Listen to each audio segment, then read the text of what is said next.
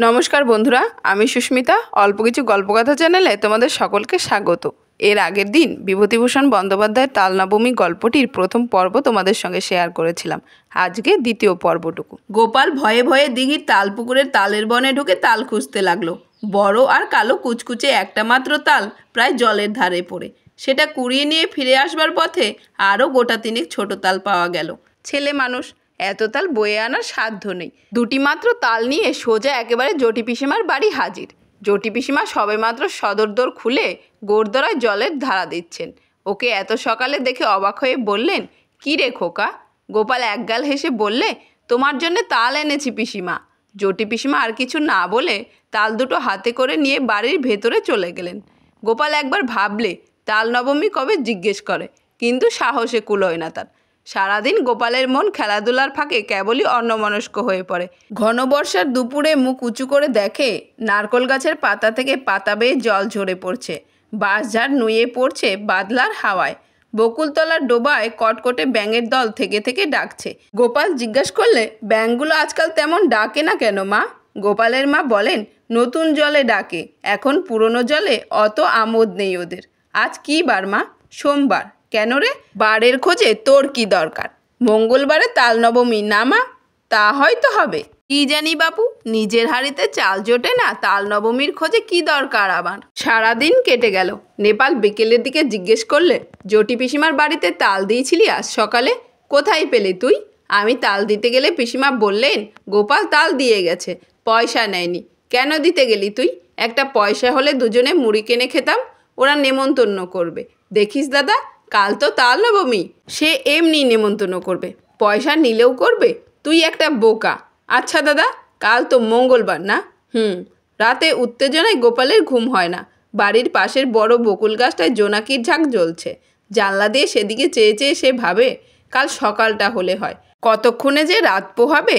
জটি পিসিমা আদর করে ওকে বললেন খাওয়ানোর সময়, খোকা, কাকুরের ডালনা নিবি? মুগের ডাল বেশি করে মেখে নে।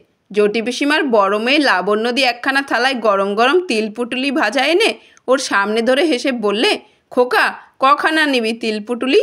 বলেই লাবণ্যদি থালাখানা উপুর করে তার পাতে ঢেলে দিলে। তারপর জটি পিসিমা আনলেন পায়েস আর তালের বড়া। হেসে বললেন, খোকা, যে তাল কুড়িয়ে দিয়েছিলি তাই পায়েস হলো, খা খা, খুব খা। আজ যে তাল নবমী রে, কত কি চমৎকার ধরনের রাধা তরকারির গন্ধ বাতাসে, খেজুর গুড়ের পায়েসের সুগন্ধ বাতাসে। গোপালের মন খুশি ও আনন্দে ভরে উঠল। সে বসে বসে খাচ্ছে, কেবলই খাচ্ছে। সবারই খাওয়া শেষ, ও তবুও খেয়ে যাচ্ছে। লাবণ্যদি হেসে হেসে বলছে, আর নিবি তিলপুটুলি? ও গোপাল!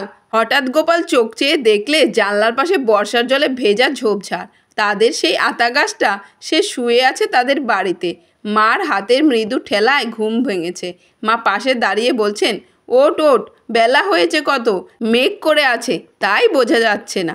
বোকার মতো ফ্যাল ফ্যাল করে সে মায়ের মুখের দিকে চেয়ে রইল। আজ কী বার মা? মঙ্গলবার। তাও তো বটে, আজই তো তাল নবমী। ঘুমের মধ্যে ওসব কী হিজিবিজি স্বপ্ন সে দেখছিল। বেলা আরও বাড়ল। ঘন মেঘাচ্ছন্ন বর্ষার দিনে যদিও বোঝা গেল না বেলা কতটা হয়েছে। গোপাল দরজার সামনে একটা কাঠের গুঁড়ির ওপর ঠায় বসে রইল। বৃষ্টি নেই একটু, মেঘ জমকালো আকাশ, বাদলের সজোর হাওয়ায় গা শিরশির করে। গোপাল আশায় আশায় বসে রইল বটে, কিন্তু কই, পিসিমাদের বাড়ি থেকে কেউ তো নেমন্তন্ন করতে এলো না। অনেক বেলায় তাদের পাড়ার জগবন্ধু চক্রবর্তী তার ছেলে মেয়ে নিয়ে সামনের পথ দিয়ে কোথায় যেন চলেছেন। তাদের পেছনে রাখাল রায় ও তার ছেলে শানু, তার পেছনে কালীবর বাড়ুজ্যের বড় ছেলে পাঁচু আর ওপাড়ার হরেন। গোপাল ভাবলে, এরা যায় কোথায়? এই দলটি চলে যাবার কিছু পরে বুড়ো নবীন ভট্টাচার্য ও তার ছোট ছেলে দিনু একসঙ্গে এক পাল ছেলে মেয়ে নিয়ে চলেছে। দিনু ভট্টাচার্যের ছেলে কুড়োরাম ওকে দেখে বললে, এখানে বসে কেন রে, যাবি নে? গোপাল বললে, কোথায় যাচ্ছিস তোরা? জটি পিসিমাদের বাড়ি তাল নবমীর নেমন্তন্ন খেতে। করেনি তোদের? ওরা বেছে বেছে বলেছে কি না, সবাইকে তো বলেনি। গোপাল হঠাৎ রাগে অভিমানে যেন দিশেহারা হয়ে গেল। রেগে দাঁড়িয়ে উঠে বললে, কেন করবেন আমাদের নেমন্তন্ন? আমরা এর পরে যাব। রাগ করার মতো কী কথা সে বলেছে বুঝতে না পেরে কুড়োরাম অবাক হয়ে বললে, বাপরে, তাই এত রাগ করছিস কেন, কি হয়েছে? ওরা চলে যাবার সঙ্গে সঙ্গে গোপালের চোখে জল এসে পড়ল, বোধহয় সংসারের অবিচার দেখেই। পথ চেয়ে এসে বসে আছে কদিন থেকে, কিন্তু তার কেবল পথ চাওয়াই সার হলো। তার সজল ঝাপসা দৃষ্টির সামনে পাড়ার হারু, হিতেন, দেবেন, গুটকে তাদের বাপ কাকাদের সঙ্গে একে একে তার বাড়ির সামনে দিয়ে জটি পিসিমার বাড়ির দিকে চলে গেল।